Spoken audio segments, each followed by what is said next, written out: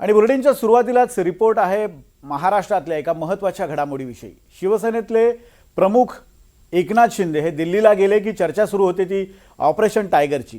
तशी ती आत्ताही सुरू झाली आहे, पण सध्या दिल्लीत पडद्यामागे भाजपचं ऑपरेशन लोटस सुरू असल्याची चर्चा आहे। एकनाथ शिंदे यांच्यासह ठाकरे गटाच्या खासदारांनी या सगळ्या चर्चा फेटाळल्या असल्या तरी पडद्यामागे असं काहीतरी सुरू आहे की चर्चा होणारच।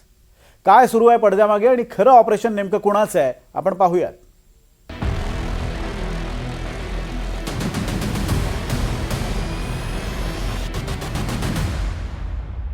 महाराष्ट्रात पुन्हा एकदा ऑपरेशन टायगरची हूल।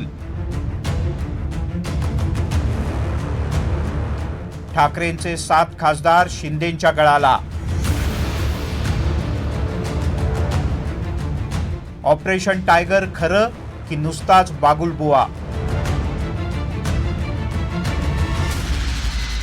अवघ्या एका महिन्यात एकनाथ शिंदे यांच्या 3 दिल्ली दौऱ्यांमुळे राज्यात पुन्हा एकदा ऑपरेशन टायगरची चर्चा सुरू झाली आणि या चर्चेचं कारण ठरले एकनाथ शिंदे आणि ठाकरेंच्या खासदारांची दिल्लीत झालेली भेट।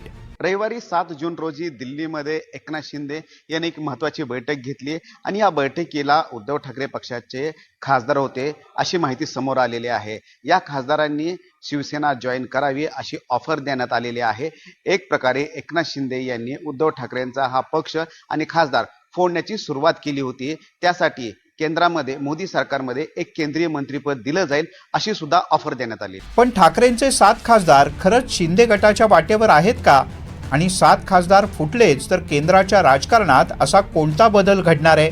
तर या प्रश्नांचे धागेदोरे भाजपच्या ऑपरेशन 362 पर्यंत पोहोचलेत। केंद्रीय गृहमंत्री अमित शहा यांचं मिशन 362 वर जोरात काम सुरू असल्याची माहिती मिळते। हे ऑपरेशन 362 नेमकं आहे तरी काय? भाजपला मतदारसंघ पुनर्रचनेचं महत्त्वाकांक्षी विधेयक मंजूर करायचं आहे, पण हे विधेयक मंजूर करण्यासाठी भाजपला संसदेत 2/3 खासदारांचा पाठिंबा गरजेचा आहे। लोकसभेत एनडीएचे 292 खासदार आहेत। 2/3 बहुमतासाठी 362चा आकडा महत्त्वाचा आहे। यासाठीच तृणमूलचे 20 खासदार भाजपला पाठिंबा देतील। तामिळनाडूची सत्ता गमावलेल्या द्रमुकला सोबत घेण्याच्या हालचाली सुरू आहेत, त्यामुळे द्रमुकचे 22 खासदार सोबत येतील।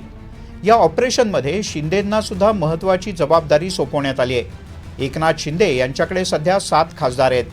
ठाकरेंचे 7 खासदार गळाला लागले तर 14 खासदार होतील।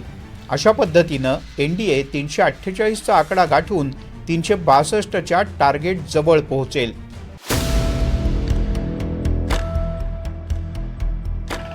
एप्रिल महिन्यात केंद्र सरकारनं लोकसभेत विधेयक मांडलं, मात्र महिला विधेयकाच्या आडून मतदारसंघ पुनर्रचनेचं विधेयक मांडल्यामुळे ते नामंजूर झालं। 12 वर्षात पहिल्यांदाच केंद्र सरकारवर ही नामुष्की ओढवली, म्हणून भाजपकडून आता फुलप्रूफ प्लॅन आखला जात असल्याची सूत्रांची माहिती आहे।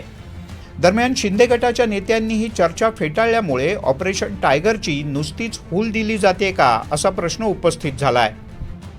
आणि त्यावेळेस अशी कुठलीही बैठक झाली नाही आणि तुम्ही त्याची माहिती काढू शकता। आता मी गुप्त काही करतच नाही, मी जे आहे ते अगदी मोकळेपणाने करत असतो आणि तुम्हाला नेहमी बोलवत असतो। साहेबांना दुसऱ्या पक्षातले खासदार आणण्यासाठी कुठेही मिटिंग करण्याची आवश्यकता नाही। कुठचे हे खासदार साहेबांना भेटलेले नाहीत। 1.5 महिन्यापूर्वी हीच बातमी चालली की साहेबांना हेच खासदार भेटले, ती परत आता रिपीट झाली, पण साहेब कोणालाही कुठे भेटले नाही। साहेब 2 दिवसापूर्वी देखील आमच्या राज्य कार्यकारिणीच्या बैठकीला, राष्ट्रीय कार्यकारिणीच्या बैठकीला दिल्लीमध्ये होते। दुसरीकडे ठाकरेंच्या गटातील खासदारांनी सुद्धा हा विषय हसण्यावारी नेलाय। विशेष म्हणजे या चर्चेत ज्या भाऊसाहेब वागचौरे यांचं नाव सातत्यानं पुढे आलं त्यांनी सुद्धा या चर्चेत तथ्य नसल्याचं म्हटलंय। यावर भाजपचे नेते मात्र ठाकरे गट संपणार असा दावा करतायत। तुमचं काय प्रकार आहे का ढकलायचा असं सांगा? नाही, ढकलायचा विचार आहे का? तो आकडा गफलत करू नका। 9 पैकी 10 किंवा 11 पण असतील तर ते आकडे जरा समजून घ्या। कोणीही कुठे जात नाही, ज्यांना जायचं ते गेले। सगळे पक्षाबरोबर मजबूतीने उभे आहेत। संजय राऊत, तुम्ही काय वावटळीची भाषा करतायत? या वावटळीमध्ये तुमचं पार अस्तित्व संपलंय। मोदीजींच्या लाटेमध्ये आणि मोदीजींच्या सुनामीमध्ये तुमचा पुरता पक्ष संपून गेला, तुमचं अस्तित्व संपून गेलंय. त्यामुळे तुम्हाला अमित भाईंची वावटळ लक्षात येणार नाही.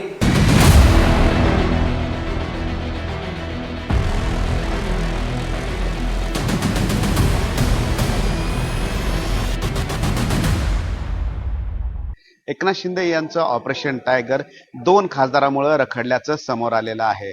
किमान 7 खासदार एकनाथ शिंदेकडे येणं अपेक्षित आहे, मात्र त्यापैकी आणखीन 2 खासदार येणार नसल्याची माहिती मिळते. पक्षांतर्गत बंदी कायदा जर लागू झाला तर मात्र हे ऑपरेशन फेल ठरणार आहे आणि त्यासाठी कोणत्या परिस्थितीमध्ये हे 7 खासदार उबाठाचे ते एकनाथ शिंदे यांच्याकडे येणं अपेक्षित आहेत, मात्र ते यशस्वी होताना दिसत नाहीत. आता 2 दिवस एकनाथ शिंदे हे दिल्लीमध्ये आहेत. या 2 दिवसामध्ये काय घडते ते बघावं लागणार आणि त्यावरच आहे की ऑपरेशन टायगर यशस्वी होणार की अपयशी होणार. Cameraman Satyam sir, Ramraj Shinde, NDTV, Delhi.